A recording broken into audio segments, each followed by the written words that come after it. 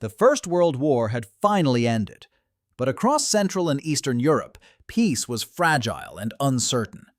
The once mighty Austro-Hungarian Empire, a patchwork of peoples, had dissolved almost overnight. In its place, new nations emerged: Czechoslovakia, Yugoslavia, Austria, and Hungary itself, now a republic for the first time in centuries.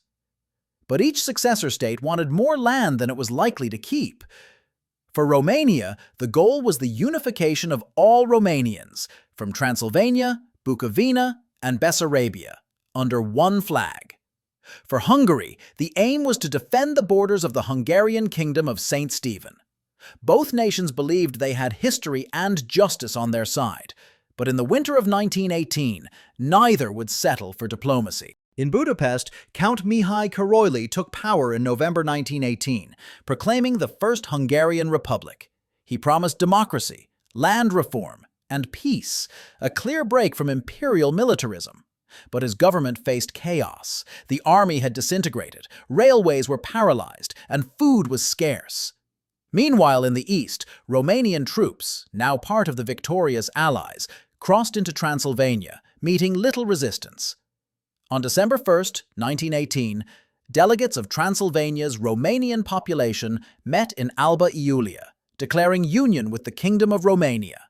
This act was later recognized by the Allies, but rejected by Budapest, which considered it illegal. The stage was set for confrontation. The Allied Supreme Council, meeting in Paris, attempted to separate the warring claims. Several demarcation lines were issued.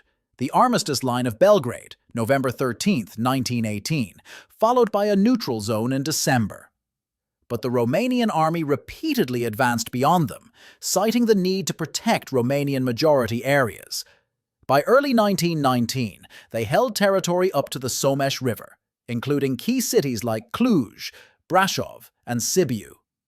The Károlyi government protested to the Allies, but lacked the power to enforce anything. Discontent grew as Hungary seemed to lose its lands without a fight. By March 1919, Hungary was collapsing under Allied pressure. The Vix Note, delivered on March 20th, demanded yet another territorial withdrawal, this time behind the Tisza River. For Prime Minister Mihail Károlyi, it was the final blow to his already fragile government. He announced his resignation on March 21st, intending to hand power to the Social Democrats. But that same night, the Socialists secretly merged with Béla Kun's Communist Party. When Károlyi stepped down, the new coalition immediately proclaimed the Hungarian Soviet Republic, without his consent. Károlyi was soon sidelined and went into exile. Béla Kun, now in power, promised to defend Hungary's borders and spread revolution. To Romania and the Allies, this was no longer a local crisis. It was a Bolshevik threat in the heart of Europe.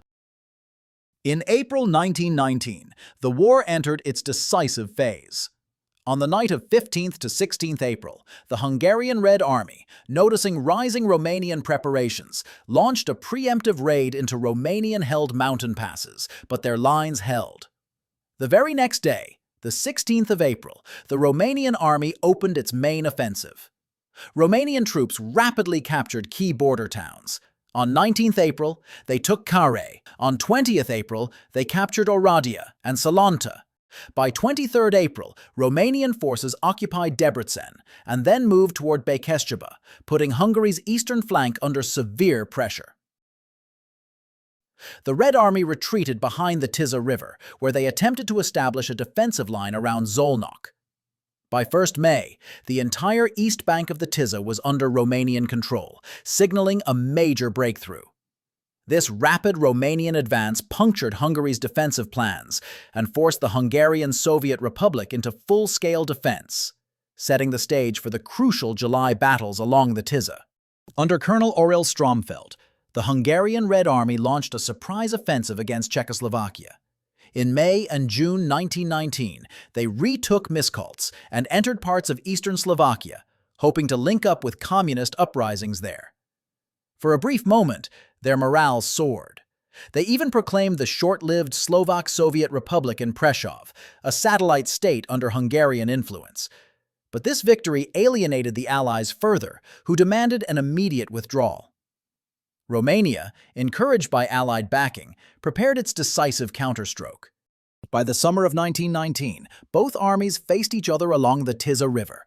On the 20th of July, the Hungarian Red Army launched a preemptive strike, crossing the river near Szolnok and Tisza.